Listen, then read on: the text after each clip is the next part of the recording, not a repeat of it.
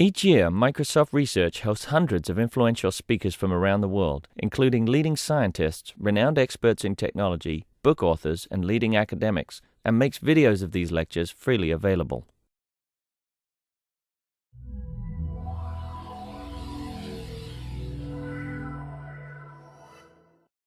Good afternoon. Welcome to the Visiting Speaker Series. I'm so glad you could all join us this afternoon. Today is part of our continuing series that we do in conjunction with the University of Washington. I work with lots of the folks over at the University of Washington Arts and Sciences Department to bring out some of the really incredible scholars that are just across the lake. We don't have to fly them in from miles and miles around. They're here in our backyard. And the University of Washington just contributes so much to our campus and to our culture locally that I just wanted to take a minute to thank them. Our guest today is David Bachman. He is in the Henry Jackson School of International Studies, and he teaches international China studies. And what else? Chinese domestic and foreign policy. And a lot of policy classes. But I did want to tell you, if you would like more information on the Jackson School or specific things that Dr. Bachman teaches, there are a couple things that you can pick up as you leave. And if you'd like to be on a mailing list, there's also a mailing list in the back that you can sign up on. I was trying to have a card swipey thing here, but I totally screwed it up. I'm really sorry. So we have to be low-tech today. I have pens if you need them. But the handouts are really, really very cool. One is on the China Studies program. One is on the Henry Jackson School of International Studies. But the one that you might really want to check out is the College of Arts and Sciences 2005 Fall Lecture Series, which is on the effects of globalization. They have some really fantastic moderators, some really fantastic panelists. In fact, the first panel has Dr. Anand Yang, who spoke here for this series in the spring, and I'm just so glad that Dr. Bachman could come out and sort of tell the same story that Dr. Yang told for India, Bachman will be doing for China. So that was way too long, and I'm really sorry, but please help me welcome David Bachman. Thank you. It's my pleasure to be here. And you know, one of the hardest things about giving a talk is figuring out who your audience is, and I admit to being rather intimidated by this audience, perhaps, and figuring out what I should be saying or what I can tell you you don't know. But let me start by suggesting that China's future, China's challenges can be broken down to 4 different types of scenarios. All of these different scenarios combine different aspects of the truth, or they emphasize different aspects of China's recent developments and its characteristics. Each combines a particular mix of foreign and domestic packages that captures, as I say, some elements of the truth. And these 4 scenarios about what China is or what China will become include China as a juggernaut, China as opportunity writ large, China as a muddle, or China as a failing or failed state. And I'll just run through each one of these in turn. China as a juggernaut. This view is shared widely in the Congress by civilians in the Department of Defense, by many in CIA, by the National Association of Manufacturers, the textile industry, etc. In this view, China is portrayed as a dictatorial, authoritarian country. It's building up its military power. It's threatening to use force against Taiwan and the United States. It's perceived as trying to push the United States out of Asia and become the dominant power there. It is portrayed as manipulating its currency, flooding Western markets with cheap products produced by an almost infinite number of low-paid workers in sweatshops who can't unionize or organize to improve their lot. It's restricting access to its own market and beginning to buy Western companies with subsidized state financing to provided to its quasi-private enterprises. It is competing with the U.S. for access to oil and gas. It fails to honor its international and domestic laws, treaties, and agreements. It steals technology. It represses its people, etc., etc. In short, this view is, as I say, quite common in the Congress and elsewhere, particularly the further east one goes in the United States. China is China's rulers have an agenda that's portrayed as threatening the United States and the international order. They're portrayed as not liking the current world order and wanting to change it to their distinct, narrow advantage. Now, why does this image matter? What difference does it make to us if this image is portrayed, and if it's false, as in many respects I think it is, although it does, as I said before, characterize some elements of the truth. Obviously, if there is a Chinese juggernaut, it is a threat to the United States. It poses the prospect of a new Cold War in ways that all of us here could probably elaborate. But let me also make a particular Microsoft example here. If the Chinese state is still capable of strategic action, of mobilizing its people and its energies to do what it wants, what's to stop this Chinese government from throwing its support behind Linux in a big way, of dedicating thousands of programmers to make a Linux in ways that undermine Microsoft? How does this affect your company and affect the rest of us as well? The second scenario or description that characterizes China is China as opportunity, often portrayed by internationally oriented companies in the United States, by people who champion free trade and engagement. People pick out China's rapidly growing market, the development of consumerism in China, the growing access to information technology and capital, all of which are seen as changing China for the better, presenting new opportunities and, admittedly, new challenges. China has begun to play an increasingly important and responsible role in international affairs. Just this week, we've seen China as the key intermediary bringing about what looks like an agreement with North Korea on ending their nuclear program, although the details still will have to be worked out. China, despite the huge trade gap with the United States, is the fifth largest market for U.S. exports, ahead of Germany, just behind Britain. If we combine U.S. exports to China and Hong Kong together, they're just behind our exports to Japan. As is well known, China is producing anywhere between 5 and 8 times as many engineers and scientists as the U.S. is. It's becoming increasingly competitive and increasingly demanding in types of interactions that it's involved in. Its rise suggests opportunities for trade, alliances, and cooperation. But it also speaks to intensified market competition and pressure as China becomes more successful. China's rising middle class, its population that's the second largest user of the Internet, its gradual transition to a rule of law and ultimately democracy and good human rights practices are inherent in this vision of Chinese future. This vision of China's future, or indeed aspects of Chinese present, noticeably doesn't really speak to China's political system. It speaks to economic opportunities. It speaks to entrepreneurialism in China. It speaks to its hardworking population anxious to get ahead. It doesn't talk about domestic contradictions. It's a projection of a future of continued very high rates of growth where the failings in certain areas are ignored. As I forget where I read it, but one recent commentary suggesting that every business class seat between the United States and China, at least on United, is full of investment companies trying to find startups to invest in China. Good luck. But in any event, this idea of China as boundless opportunity is one of that motivates many and is a basis of many types of descriptions of Chinese behavior. So why does this scenario matter? Why does it impact, or how does it impact all of us? Again, part of the answer here is obvious, the economic gains that are inherent in a rising China. Less obviously, a rising China or a China's opportunity also means intensified pressure, competition, increasing challenges in the technology field as China moves up the technology ladder, and need for high-tech producers here to locate some activities in China because of what their competitors are doing, and to gain more direct access to the Chinese market itself, which over the course of the next 10 or 20 years may be becoming the world's largest consumer market. It may mark the final end of an American and English language-centric view of corporate strategy, That remains to be seen.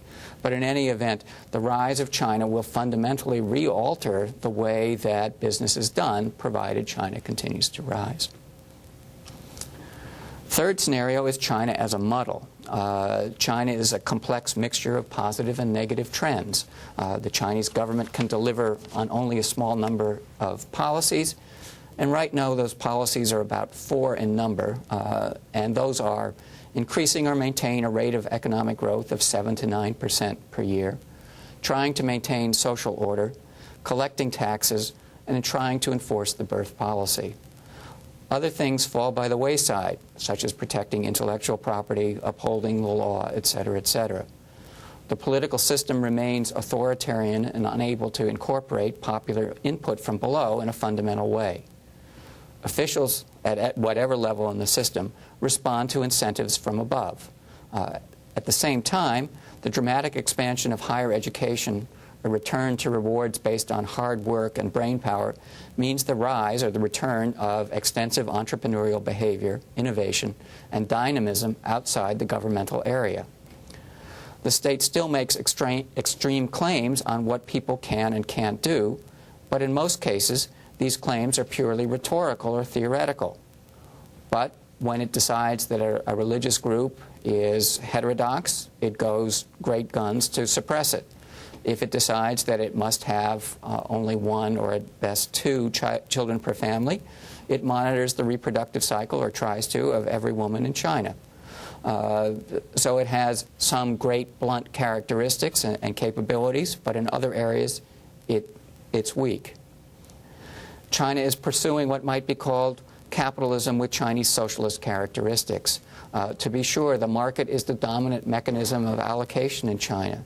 But the export dynamism that we associate with the surge of Chinese exports over the last 20 or so years, particularly the last 10, results largely from most of those exports coming from foreign invested firms. Something like 60% of all of China's exports come from firms that have foreign investment in them. China has been much less successful in developing competitive domestic private enterprises in terms of exporting and so on.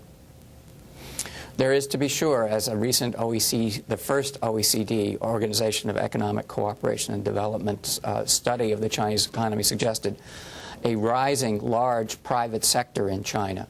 But it is embedded in a state socialist framework. Yes, markets do allocate things, but retired officials are an important component of any board of directors. Hiring of sons and daughters of party officials by firms is an important part of doing business. Influence peddling and access to information are critical in many areas to business success. Who you know remains very important in doing business in China. The banking system has already tried to get rid of more than $275 billion worth of bad loans. There's at least another $200 billion of bad loans still on the books. They set up an asset management corporation to deal with these problems. Now it needs loans to finance its operations and so on. The system remains, in important ways, profoundly corrupt. There's overinvestment. Almost 50% of national income is channeled back into new investment each year.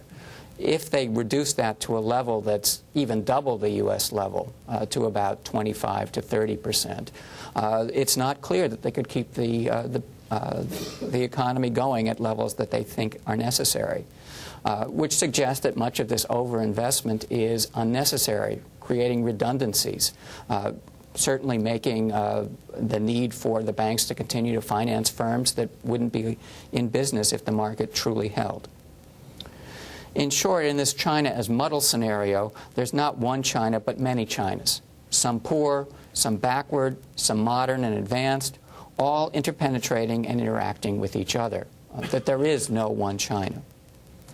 Well, why does this scenario matter, or why does this view of China matter? Well, it may be unstable. How long can these things continue to coexist?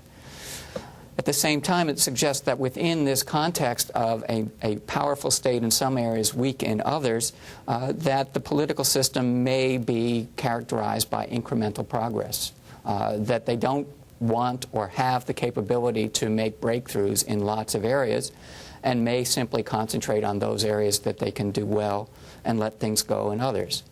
It may also suggest that the political leadership is simply trying to manage a very complex system with limited capabilities. Again, some parts are functioning very well, others very poorly. They can produce high output, but not very efficiently. The modern, sorry about that. The modern, the advanced, etc., is not necessarily or will not necessarily be the decisive trend. We could make an argument that China looked a lot like this in the 1920s, and we might have bet on Shanghai, which was then, again, very dynamic, very advanced, and very competitive. But that's not the course of Chinese history. It was not determined by Shanghai, but by the poor from the interior, led by the Communist Party. What does this mean, perhaps, for Microsoft? Well, it means there's unlikely, it seems to me, to be little progress on IP. There will be, it seems to me, also cooperative endeavors with educational and research institutions. It will continue to argue for the importance of working the political system, regardless of the technological superiority of Microsoft products. And the final scenario is that of China as a failed or failing state. There are a number of people who argue the current system is on the verge of failure or breakdown, with limited prospects for successful reconstitution of legitimate authority. There is extensive corruption, widespread protests, acts of last resort, when other systems don't respond to popular needs. In 2003, they numbered something on the order of 54,000, according to Ministry of Public Security statistics. In 2004, they're up to about 78,000. They seem to be increasing in 2005. There's growing inequality, severe inequality in Chinese society. The rule of law has not taken hold, as yesterday's New York Times front page story suggested.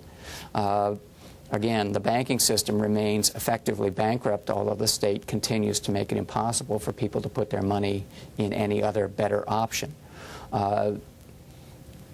People have argued that the heavy, extensive investment by the foreign sector or by foreigners in China is a sign of domestic failure that makes China less competitive than India. India can rely on its own entrepreneurial corporations, whereas China has been much less successful, has been more open, because it is not capable of innovating as dramatically and as rapidly when faced with the foreign competition.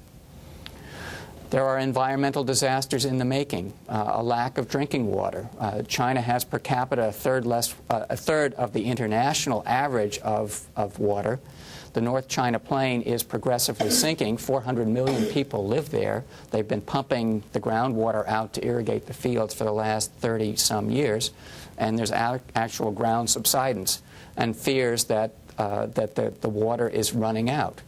Big plans to divert water from the Yangtze or Changjiang River to the north and from other things to provide water needs. But in the short term, providing water may be a significant challenge to the system. Lots of water is polluted. Every major river system in China is Category 4 or 5, meaning not fit for human consumption. It's running out of its own oil production. Increasingly, it has to move abroad. Something on the order of 675,000 people die a year of cardiopulmonary disease related to air pollution and so on. And the number continues to increase year by year. At the same time, China is increasingly nationalistic and in some cases atavistic. Diseases like AIDS, SARS, bird flu are challenges to public health that have not been all that effectively managed and controlled. An opaque political system is incapable, or seems to be incapable, of adapting successfully to many pressures for change. Why does this view matter? Well, it speaks to a future breakdown of China. And the last time China broke down effectively in 1911, it took a very long time to put China back together again. And the process and results weren't very pretty. In the short term, it would talk about refugees, disorder, fear of control of nuclear weapons. As China is currently, along with the United States, one of the two drivers of world economic growth, it would affect the world economy, and so on. For Microsoft, it would mean not a lot of business, but perhaps many people looking for jobs in Microsoft. The obvious question from these 4 scenarios is, of course, which one is the best answer? And my answer would be, of course, that it's the Muddle, which is the perfect scenario for an academic. But that is, in some ways, is a way to put off making a decision about what China will be or what China is. As I said, each one of these scenarios contains elements of the truth that there isn't, if you will, a completely false statement about in any of these scenarios I made. And some of the facts I highlighted are indeed true across the board. And I'd be happy to go through which ones I think are true and which ones are more interpretive, if you want, in the questions and answers. Now, there are a number of reasons why these scenarios exist. And one reason, of course, is the sort of old parable about the blind men and the elephant, or a variation on that theme. China is so big, complex, that no picture, one picture, image, etc., accounts for everything, or even everything that's important. Okay, we can say that about almost anything, but it's still true here. Another important factor explaining the existence of these different kinds of scenarios is one's frame of reference and one's comparative standard. What constitutes success or failure? What constitutes good or bad governance in China? Is China's military modernization threatening or not? What standards do we use? On the one hand, China's investing publicly in its publicly stated budget. It's increasing its defense spending at least 10% per year, and it's been doing that since 1989. On the other hand, even the Department of Defense, incorporating things that are not in the public defense budget, says that perhaps China's spending $90 billion a year on its defense, which is 20% of the U.S. level. Does that constitute a threat to the United States or not? Do we use relative versus absolute standards? Are China's human rights bad, or are they improving? Is it appropriate to compare China's human rights condition to American standards or to other developing country standards? Which standards do we use? Whose? Do we highlight directions of change and rates of change versus amounts of change? Yes, we can say that China's economy has been growing at close to double-digit rates since 1979, which is certainly very dynamic. But we could also say that, well, you've reached a point where the per capita income in cities is now about $2,000, and in the countryside, it's about $500. That's still, by any measure, a very poor society in many respects. And more people live in the countryside than in urban areas. But most importantly, I think that these scenarios exist and vary tremendously because of the nature of governance in China. The Chinese political system, the ruling Chinese Communist Party, is itself a complex mixture of elements. But it has certain identifiable features that make its future actions less than fully predictable or routinized. And it is the inherent unpredictability of the system of governance, I think, that explains the existence of these different scenarios better than any other factor. First, and I'll talk about 10 features of this political system in the Communist Party. And the Communist Party has about 70 million members, so we're not talking about some small group here. First, its leaders want to stay in power, and its rank and file members may be less than fully willing to share their power and privileges with people in society at large. They may not be terribly anxious to face competition from others for their power and privileges. Second, it's a system that emphasizes getting the job done, no matter what the means, or getting the job done is usually more important than how the job is done. Whether you follow procedures is less important than whether, in fact, you deliver the goods. A few years ago, the National Statistical Bureau in China reported a rate of growth of something like 8.8% for the entire country. Yet, every single province in China, equivalent to our states, reported a rate of growth higher than the national average. So they lied with statistics, but they were showing that they were trying to beat the average, to get the job done, to be responsive to cues coming from above about getting the system to work. Third, many in the party and indeed in society at large are highly afraid of social mobilization and protest. There has for a long time been a fear of what's called chaos or luan in Chinese historically. And this is repeated by when there have been broad social movements in the 20th century.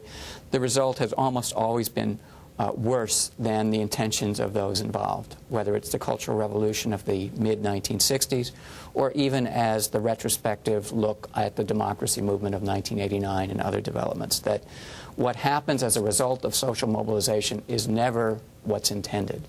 It's always worse. And there's a fear that if things get out of control, that worse will happen. Fourth, information flows are distorted. This is, after all, the world's oldest bureaucratic system. The Chinese have had a formal bureaucratic system running their country for about 2,000 years. The principle there is the same one we associate with any large bureaucratic organization: cover your you-know-what. And they've been perfecting these techniques for a very long time, and this is a guiding principle. Again, as the story in the New York Times yesterday about this person who was tortured to confessing for a crime, put on death row, finally freed, finally met the detective who framed him for the murder and rape, and then was promoted. The detective was. So covering up your mistakes, making sure that upper levels don't find out about it, is an entrenched principle in the system. And indeed, it's an entrenched principle in almost any bureaucratic system. But China has a bigger bureaucratic system than almost any other place. Fifth, there's a belief that intermediate organizations and the ability of society to organize, what we call civil society, will interfere with the party's ability to rule, or that legal procedures will make it hard to maintain social stability. The result is that people can't. In fact, they're forced to protest because there are no intermediate organizations that would represent their views in perhaps non-confrontational ways. They can't expect due process and the rule of law to solve their problems because it doesn't exist. So the result of this trend of increasing protests partly reflects the breakdown of intermediate systems to represent popular views to society, to the party state in an effective way. So by being afraid of these intermediate organizations for fear they'll become too powerful or they'll cut party prerogatives in some ways, the result is to enhance social disorder in sometimes alarming ways. Sixth, there's a belief that the party or China's rulers have a duty to educate the people in the truth, and thus information is to be spun, shaped, suppressed, or shared as fits ideas about the truth. Now, this is common to political systems in all sorts of places, but with the Chinese Communist Party's monopoly on power, their ability to at least limit information is greater than in more democratic systems. And there is a sense that political systems are supposed to have a moral element to them, a teaching or didactic element to them. And this is understood to be one of the roles of government, is to educate people to behave in proper ways. So this idea that the government does have a right to control information is partly accepted, but it isn't supposed to vary fundamentally with reality.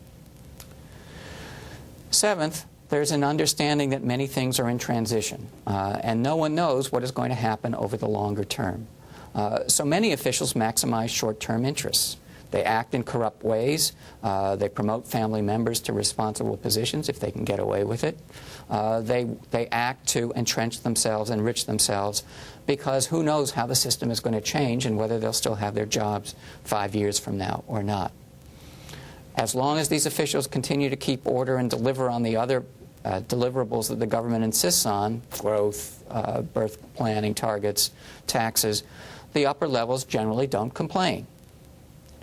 Eighth, there's a growing gap between the increasingly well-educated technocrats who are rising in the party and many older, more established party hacks. And many, in fact, of the technocrats do get co-opted over time to being seen as party hacks. But there's tension between a recognition of that things have to change, and indeed many technocrats do have clear ideas on what needs to be done, versus the entrenched power of those who already hold power. And the fear of the the tensions, the disorder that resolving these tensions would cause serves to delay or put off needed changes. Ninth, the party faces limited support from society or even much confidence and support from within the party itself for doing anything other than holding on to power. Thus, it's very hard to motivate the party and the people to make sacrifices for the common good, or to generate the kind of political power that is necessary to institute fundamental changes in the system, to get the party out of economic activity, to really invest power in the rule of law, to take judges off of the party membership rolls, et cetera, to let the law decide things whether you're in power or not. And finally, 10th, because of the system's weak domestic legitimacy, a reliance on economic growth to support the party's role, the playing up of nationalism to provide at least some values for rallying people for the regime, and a hypersensitivity to criticism or difference from the official message internally or externally makes China very hard for external actors and for the Chinese people themselves to deal with. So these 10 characteristics of the Chinese political system contribute to a lack of a clear understanding of where it's going to go. And this is hardly a heartening construction of the fundamental aspects of governance in the PRC. But at the same time, to go back to this question of standards, it is also probably true that the current Chinese political system is performing better than any Chinese government in at least 100 and some years. This may not speak much to the history of recent Chinese governance, but it does suggest that, in fact, there is a trend towards getting better. So we're left with the fundamental questions of China's future again, come back to them. Can this system adapt to growing inequalities? Can it figure out ways to manage social tensions other than almost forcing people to demonstrate or protest because they lack any other mode of successful recourse from the political system? Can they figure out a way to get enough water to the North China Plain? Can they clean up their environment fast enough before the rate of cardiopulmonary disease consumes millions a year, when people can safely drink water out of a tap or out of a well? Can it clean up its own act of corruption? Can it manage its tensions with Taiwan, Japan, and the United States?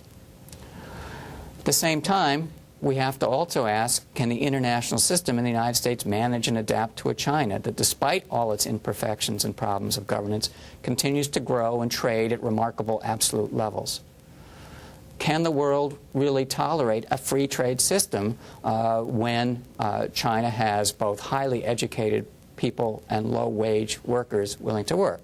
Can it also tolerate a rising China, a rising India, rising smaller states of only 80 million like Vietnam and other countries in Southeast Asia?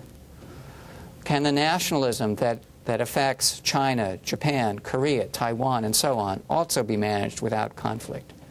Can American leadership in international affairs be sustained? Will China adapt to existing international institutions to become a constructive member of international society, taking on increasingly important leadership roles? Will it attempt to modify those institutions to better serve its understandings of world order? Or will it simply not live by the rules of the existing international order?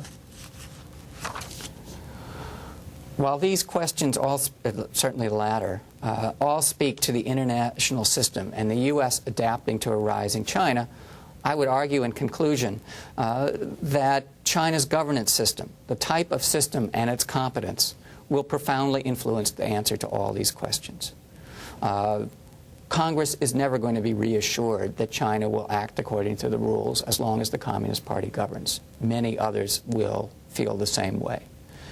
Without China becoming democratic, there's much literature in the academic field suggesting that democracies don't go to war against each other, that this is one of the reasons behind American foreign policy's promotion of democracies. It creates peace in a profound way.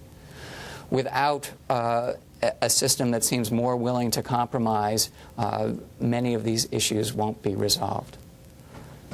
Yes, it's true that many of the current problems in China's rise are due to other nations and their people's hopes and fears. But as long as China remains governed by a non-democratic system, its ability to respond effectively and persuasively to those hopes and fears will, I would argue, inevitably be unsatisfactory. Ultimately, China's success at managing its domestic dilemmas and its global ambitions will depend on domestic political change. And the signs there are mixed, but they're not great for that political change coming anytime soon. Thank you.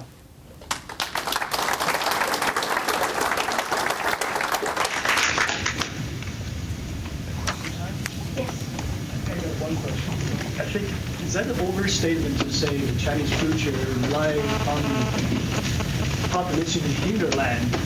I know the hinterland, the more and more people start to flow out, going to the city, the 400 million some people by the year 2015 or something will leave.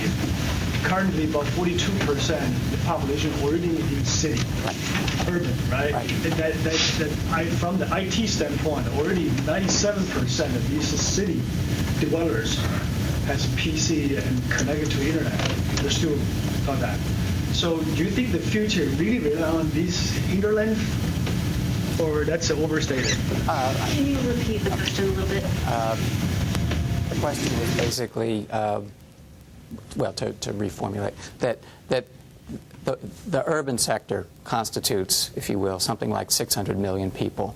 The rural sector now about 700 million people. Is that the rural sector, the backward, the sort of undereducated, the agricultural, necessarily going to determine the future of China, or is it the urban sector? I'm not saying that the rural sector will determine the future, but there is a hell of a lot of grievance in the rural sector right now. And how that gets dealt with is a profound challenge to the system. That if inequalities continue to grow, if rural political figures continue to be corrupt, this will generate widespread protest, as it has indeed already. The question is how significant this becomes. If they can find a champion who demands some sort of redistribution of some sort of rides to power, or at least campaigns to power on issues of fairness and equality, that will change the system if that's successful. And certainly there, as I said, there's a lot of grievance out in the countryside and in urban areas as well. So I wouldn't say that's decisive, but that is one of the fundamental challenges that the governance system faces. And there's, as you correctly pointed out, the idea that you will allow for a controlled migration from rural to urban, as has happened in every other place that's undergone modernization, will indeed, in the long term, be the solution.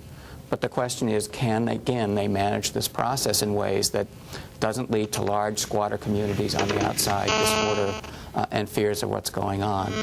And so, again, challenge to the system to manage its own change. Okay. Yes? You mentioned in 2004 there were, I think you said 78,000 events of last resort.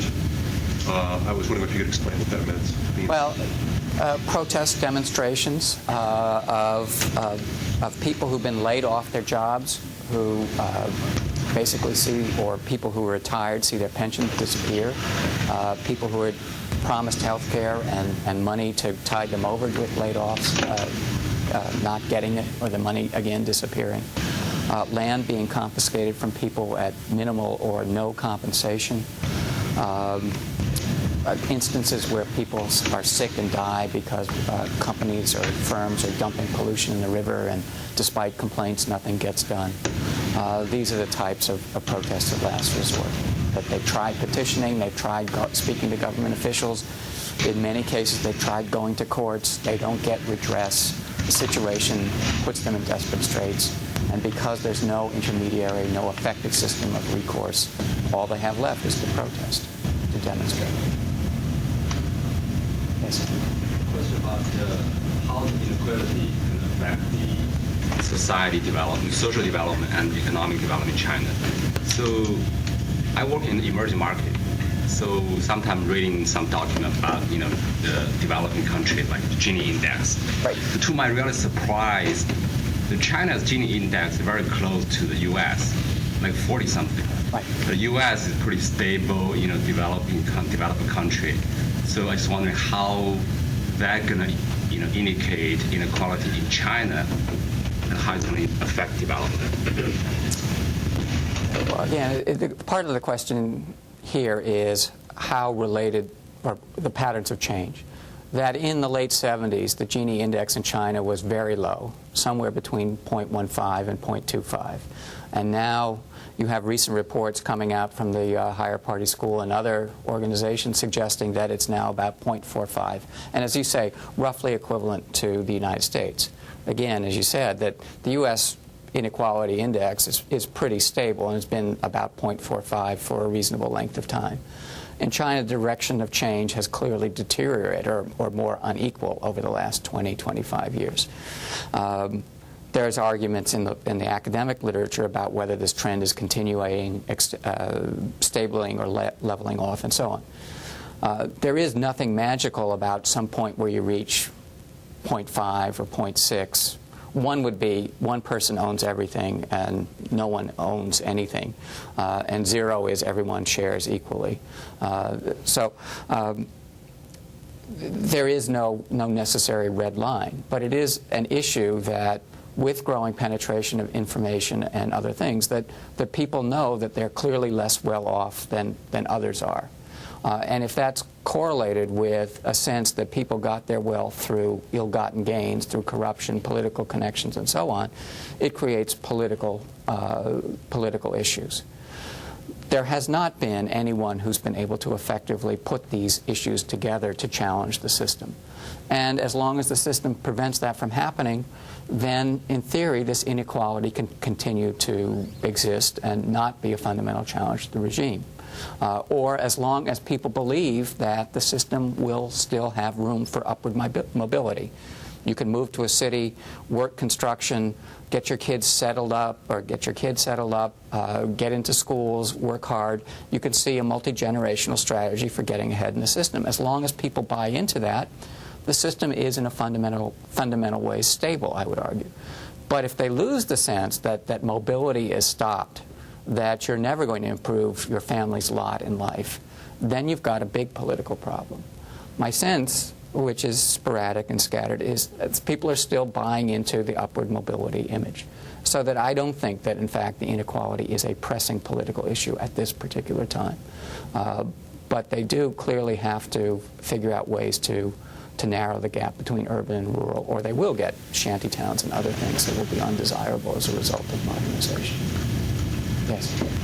So among ourselves, we contemplate what is the number one issue that China is facing for its future. So sometimes we say, I think not so long ago, we all agree that population growth is probably the number one issue. And now there are an increasing number of us feel that the pollution probably is the number one issue. There are those political activists, they might argue that the lack of democratic movement probably is the number one issue.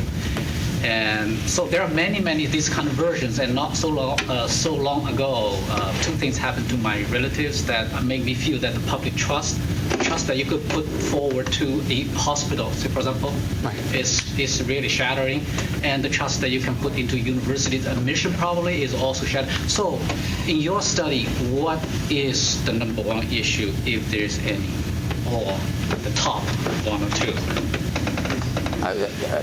The governing system itself, as I've tried to argue, that the inability of the system to profoundly reform itself, to make itself more accessible to input from below, is, I think, the fundamental, to hold itself accountable in a realistic way to Chinese society is the fundamental problem. And I think many of the problems that you mentioned, whether it's lack of trust in society, whether it's corruption in university admissions, corruption in hospitals, the environment, all of those will be more effectively dealt with if there is an effective system for popular input from below. And until that happens, I suspect there's going to be a very mixed picture, and the ability of the system to police itself will always be secondary to its desire to remain in power. And that, in my mind, is what the fundamental challenge is. Yes? Merging myth of individuality within the younger generations in China? And if so, how does that contrast with the long-standing vision of individuality in the United States that we have, the cowboy myth, individuality and all that? I mean, that's certainly a very tough question and a hard question to answer. That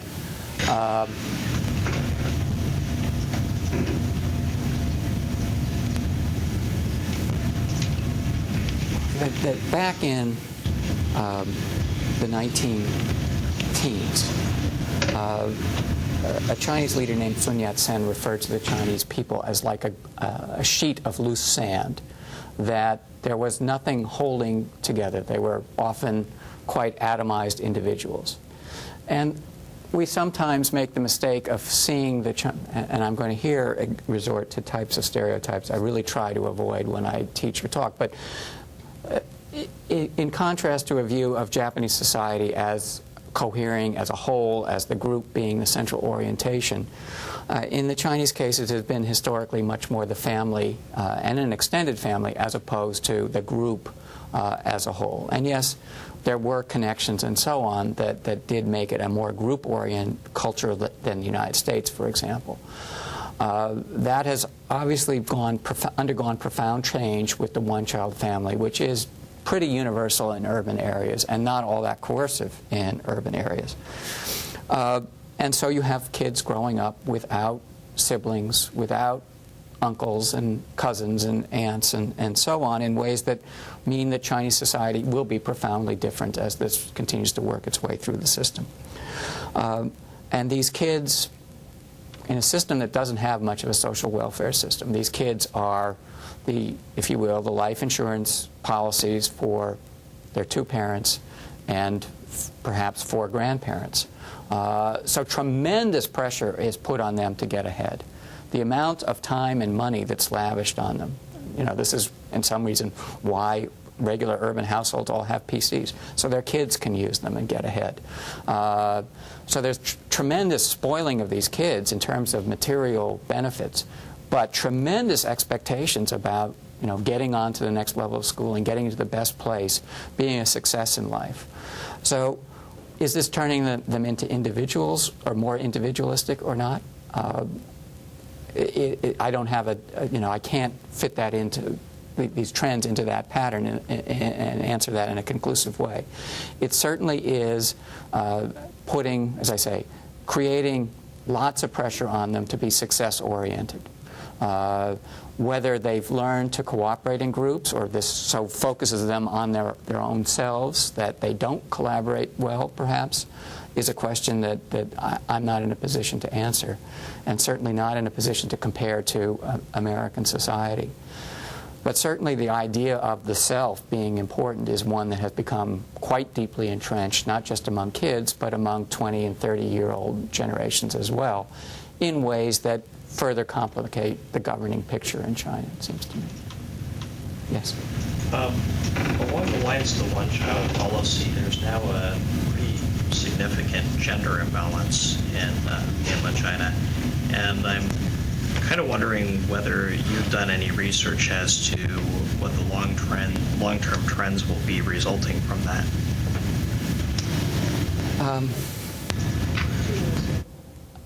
I don't. There was. This has gotten a lot of play in recent months and years, and I haven't done actual research on this, and in fact, researching the future is something that at the U we have trouble doing in some kind.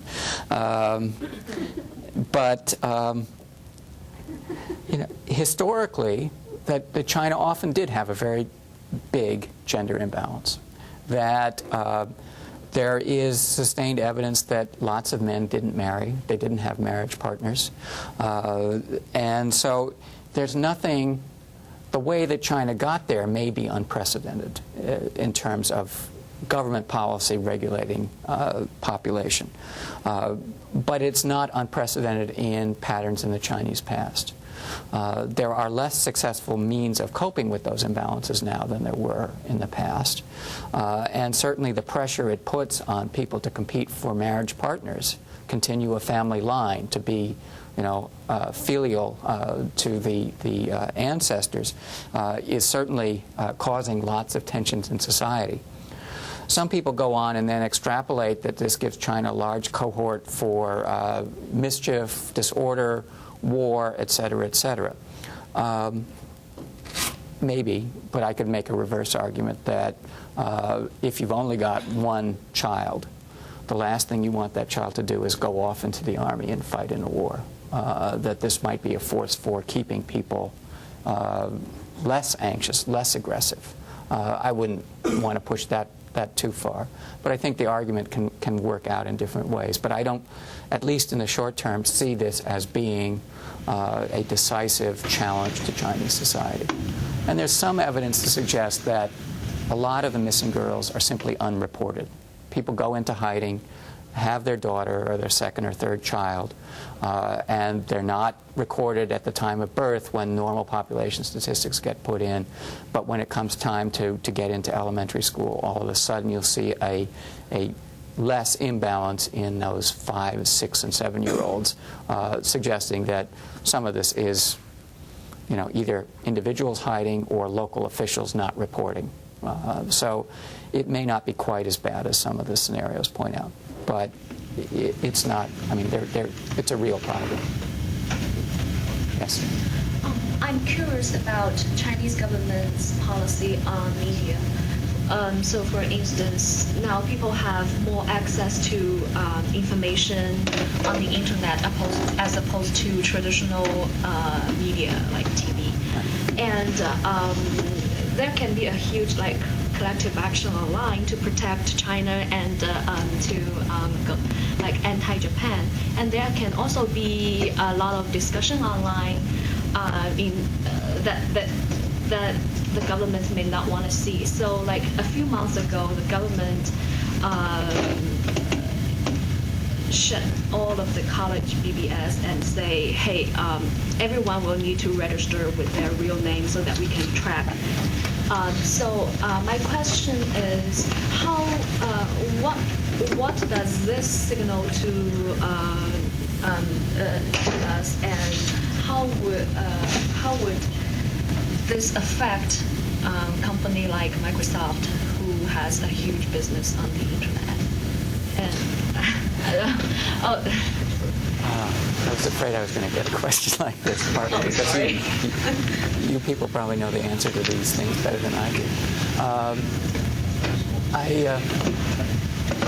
It is now indeed well known that the Chinese government spends a lot of time trying to filter and channel and control the internet.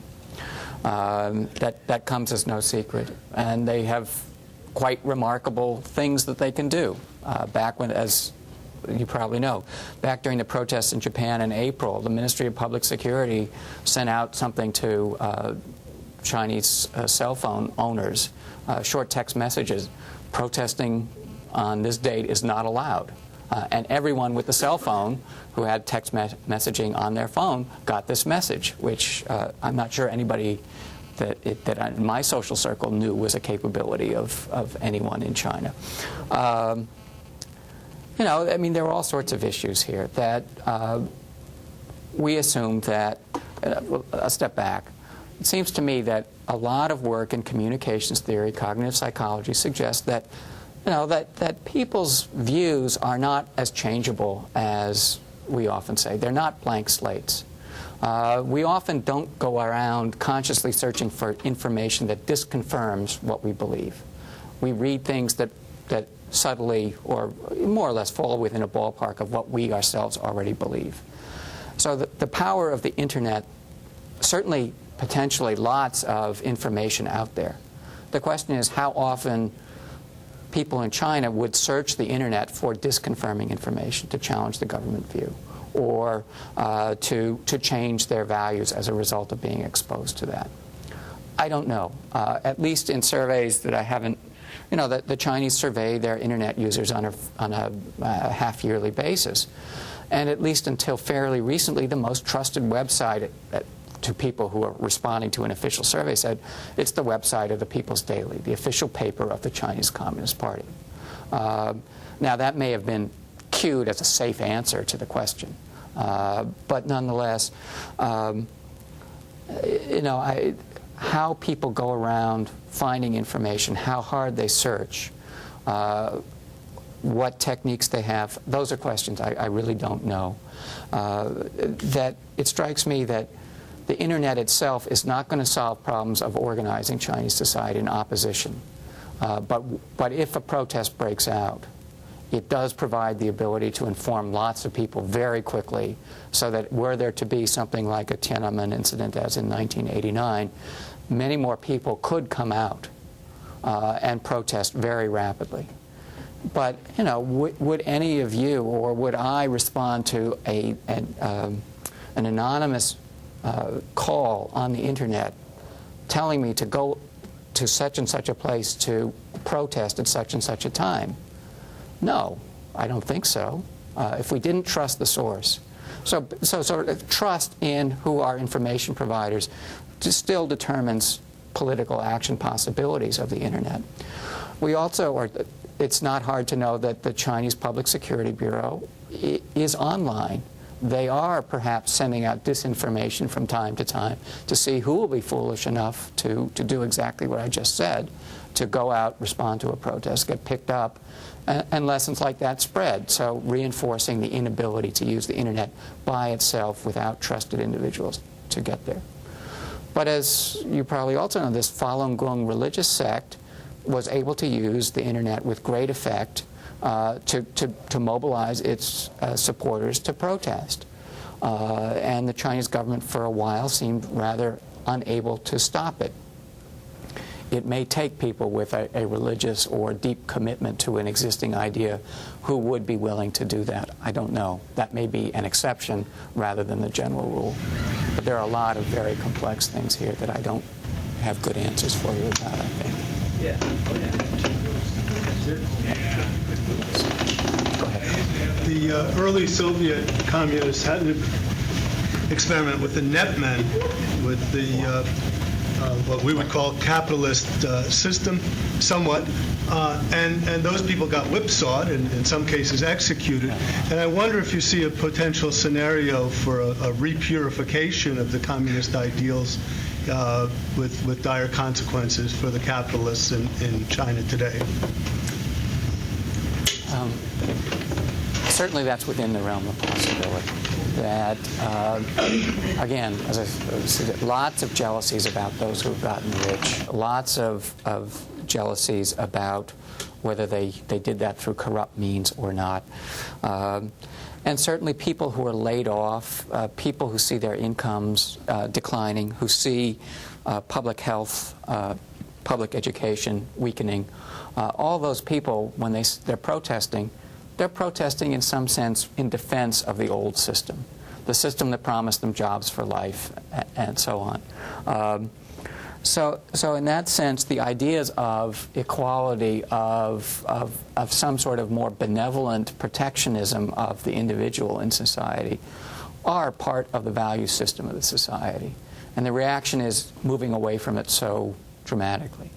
Now, this shouldn't seem to be an impossible challenge for them to meet in terms of rebuilding a welfare structure that meets people's needs. And indeed, this is what Hu Jintao, the president and head of the party, has tried to do in recent years, at least rhetorically.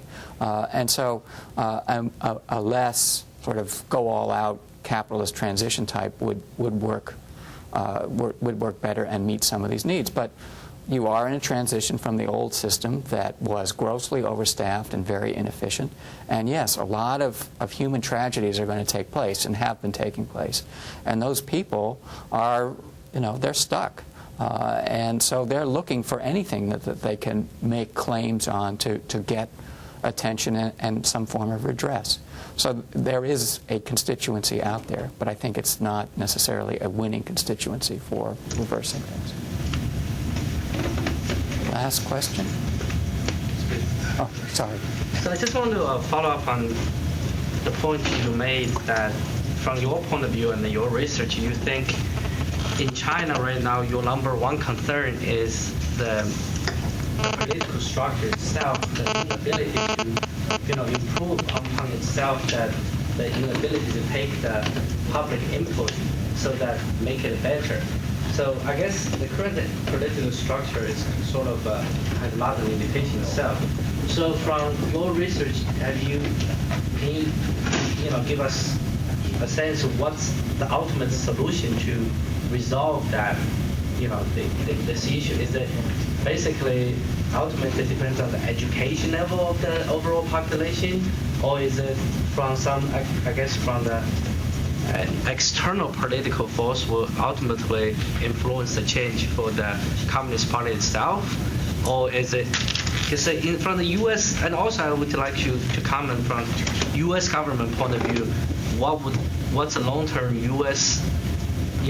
policy front, how they do, what's the strategy they take to address China issue? In the past, they taken like a containment, and then they feel that's not successful. So maybe they will try transformation, like transforming China slowly. And so what's the agenda from the U.S. as well?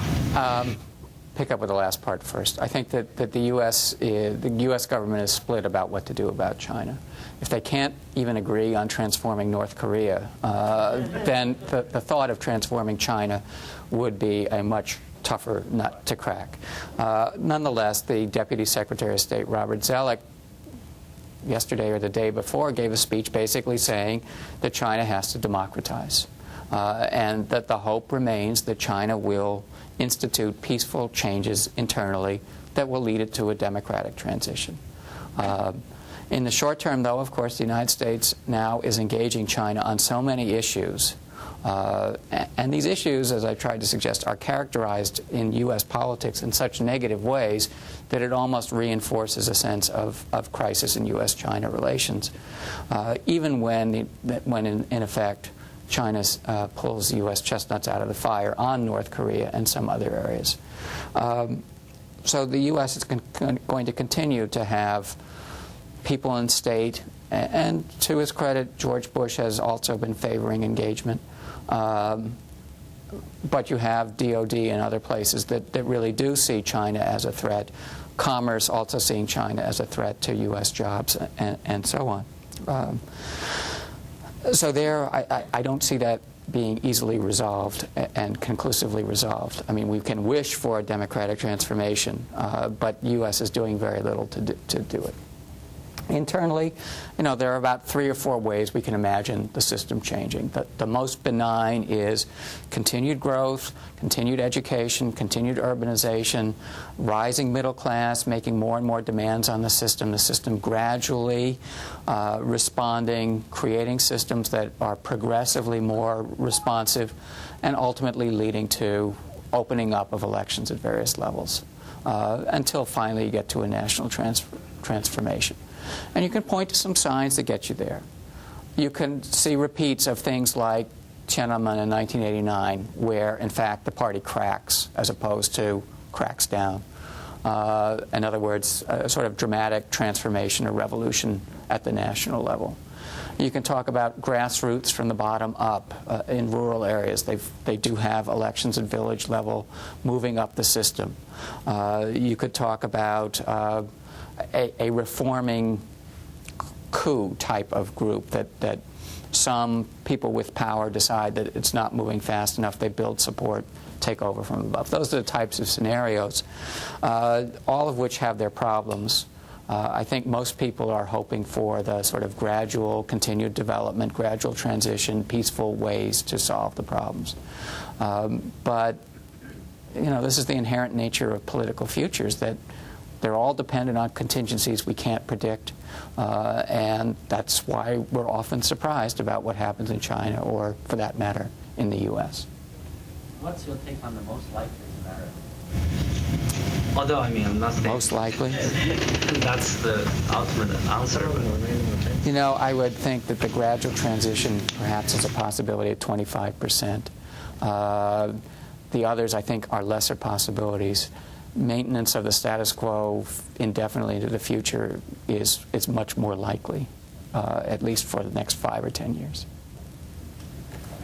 Thank you very much. Thank you.